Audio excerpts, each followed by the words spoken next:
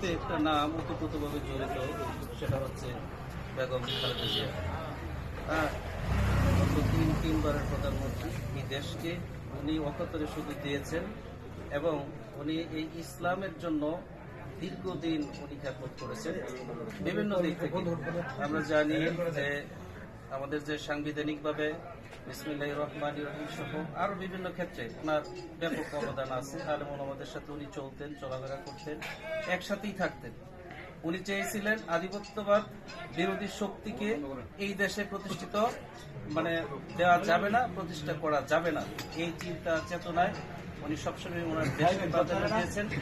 যেই প্রাধান্যের বিষয়টা আমরা বিভিন্ন মিডিয়ার মাধ্যমে আমরা জানতে পেরেছি যে উনি দেশকে ভালোবাসেন, দেশই মরতে চান, এই কথা কিন্তু ভাইরাল। সুতরাং আল্লাহ কিন্তু ওনাকে এই ওনার দোয়াটা চাওয়াটা কিন্তু আল্লাহ কবুল করেছেন।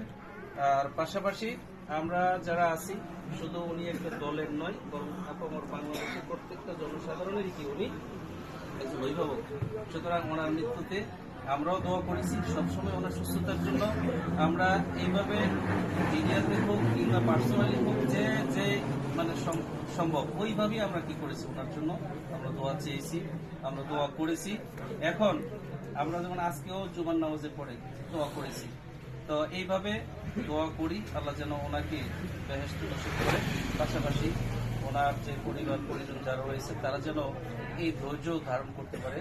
এবং পাশাপাশি আমরা এইখানে যেহেতু রাজনৈতিক ব্যক্তিবর্গের এই লোকেরা রয়েছে, আমরা যেন সবাই মিলেমিশে একটি সুন্দর আমরা বাংলাদেশ গড়ার ক্ষেত্রে আমরা যার যার অবস্থান থেকে হানাহানি মুক্ত, রাজধানী মুক্ত একটা সুন্দর বাংলাদেশ গড়ার ক্ষেত্রে যেন আমরা গুরুত্বপূর্ণ ভূমিকা রাখতে পারি।